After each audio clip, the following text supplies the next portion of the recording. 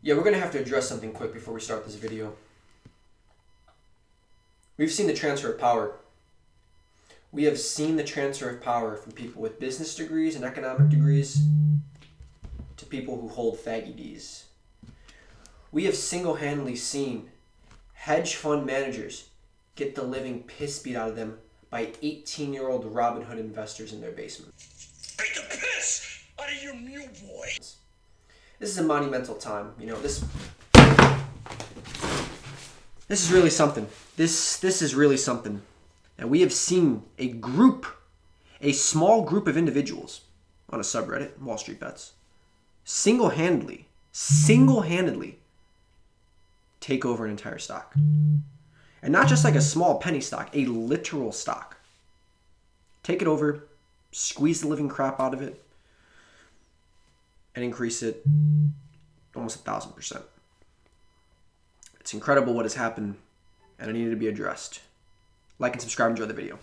The time's March 2020, and it looks like GameStop is about to be game over in a minute. Sales are down the drain, the stores are closing nationwide as COVID lockdowns have tightly increased, and it looks like GameStop is about to become the next Blockbuster.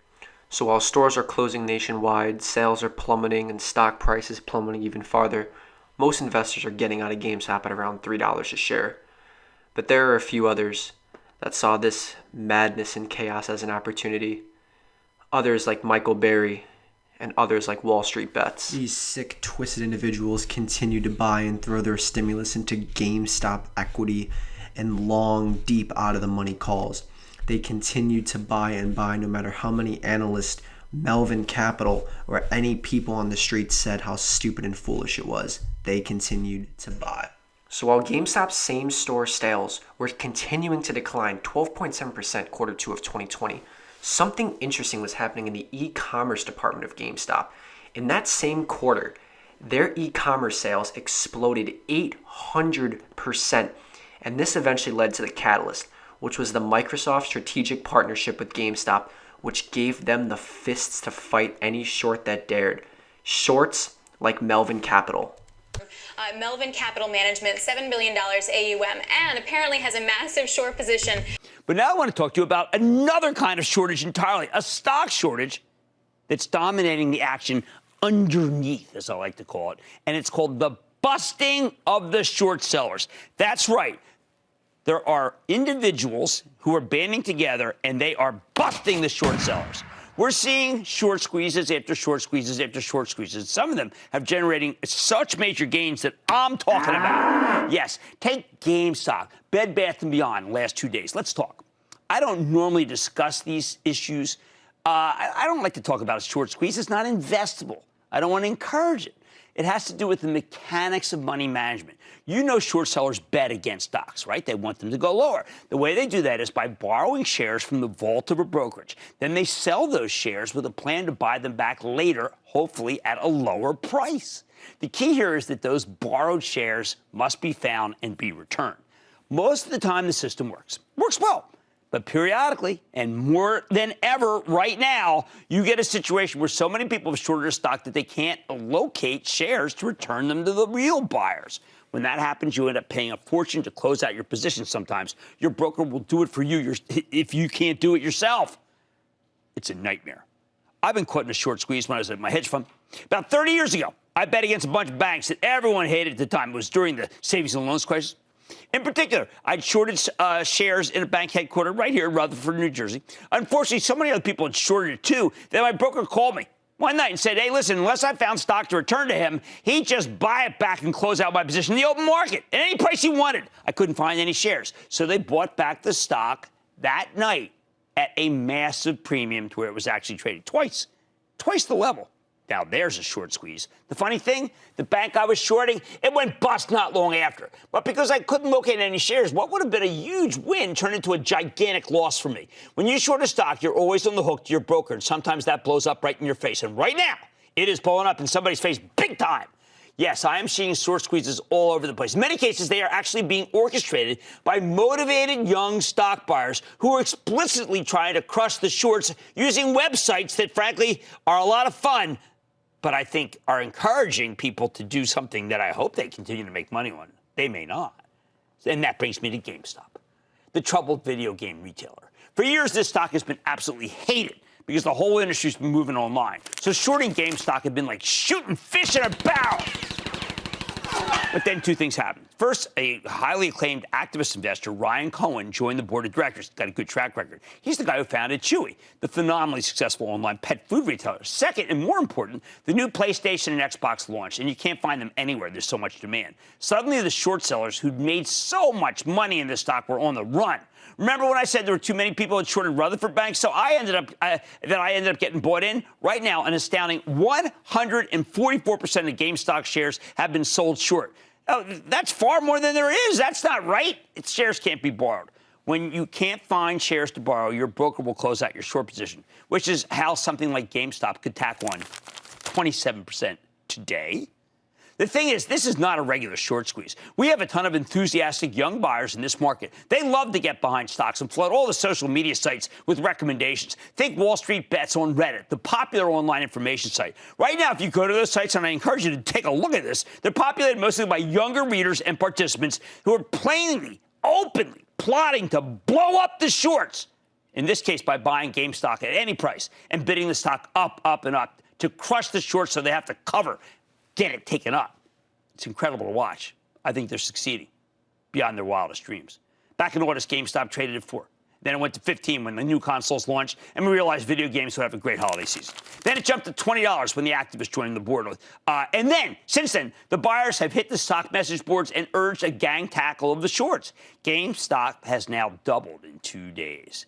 Now, with the stock just under $40, management should issue shares to pay down debt and change their fortunes. This is the perfect time to fundraise. I called them to ask them why they aren't doing it. Got no response. The short squeeze would make it so easy. Although you could argue maybe it's not ethical. It would make it easy.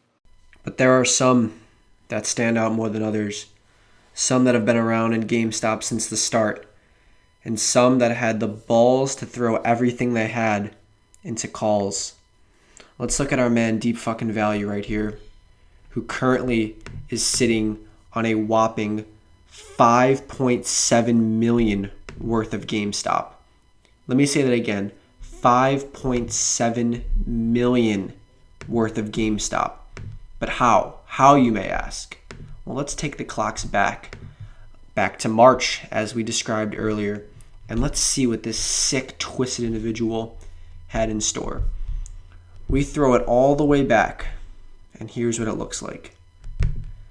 Our man is currently sitting at about $215,000 worth of GameStop, up approximately 72%. So he's doing pretty well. You know, things are going pretty smooth for him. But then the next month happens, and now he is down. Down a pretty good amount, to be honest. Down $10,000.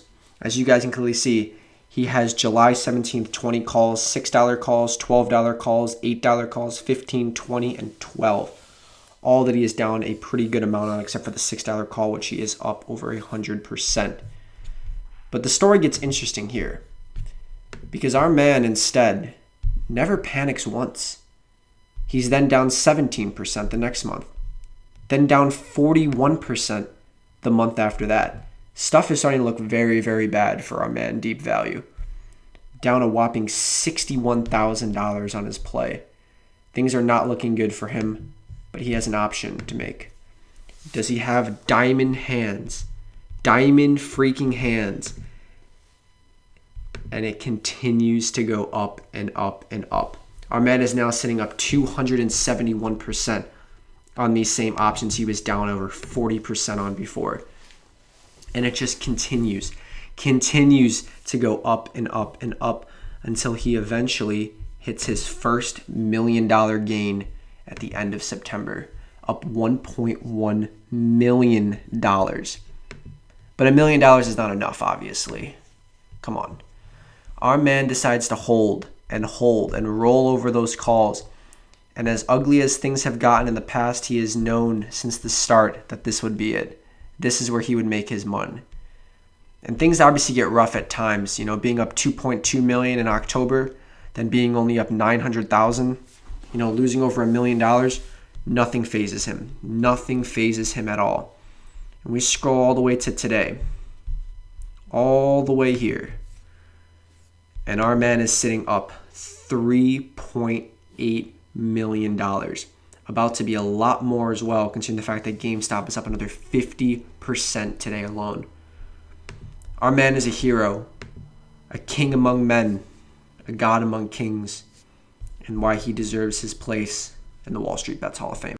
The tension between shorts and longs just continued to boil and boil, as well as GameStop short interest continuing to increase and increase over the months, hitting a record of 140% last month. The shorts wanted GameStop dead. They wanted it bankrupt, and they wanted to see the stock collapse, and they were willing to bet everything they had to do so. But the longs weren't prepared to back down, and they were ready for a fight.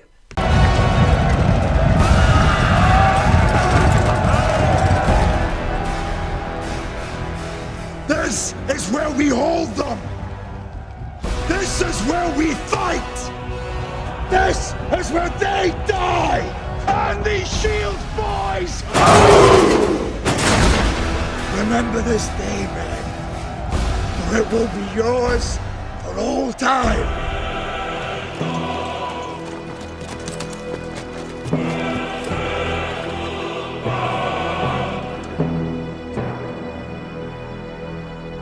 Spartans!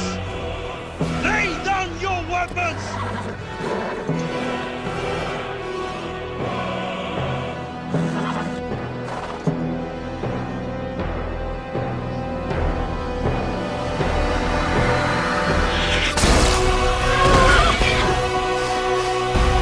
Persian! Come and get them!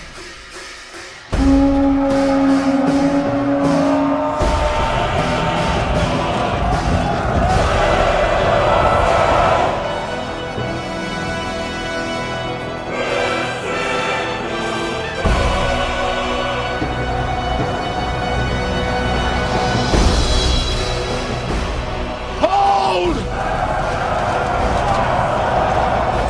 Give them nothing, but take from them everything!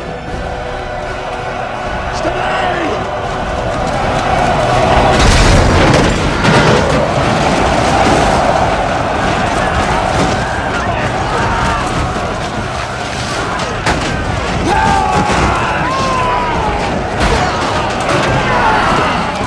That's the best you can do!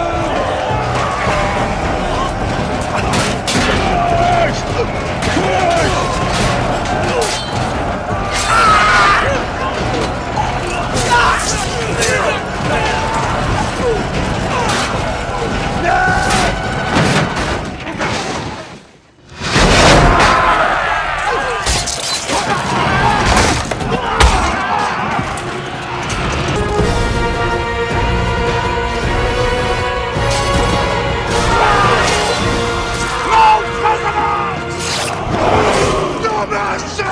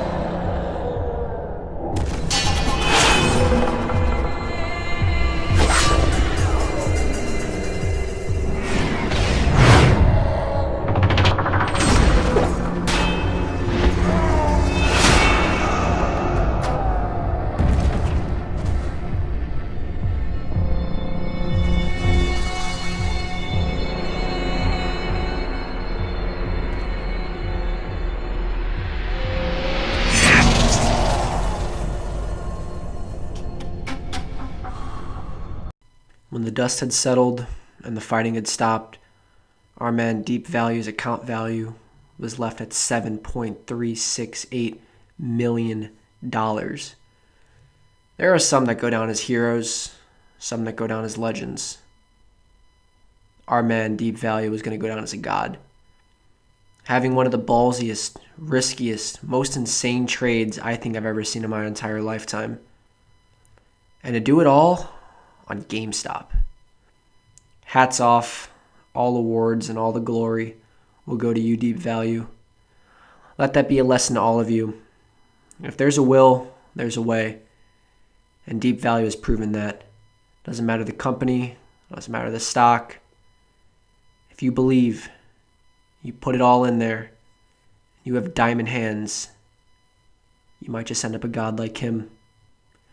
That's about all, though. So have a wonderful day, and congrats on your millions and millions and millions and millions of gains while the rest of us go to work and punch in every single day. So, yeah, have fun, man. Enjoy retirement, and eat those tendies. Like and subscribe, guys. Bye. There was a ghost!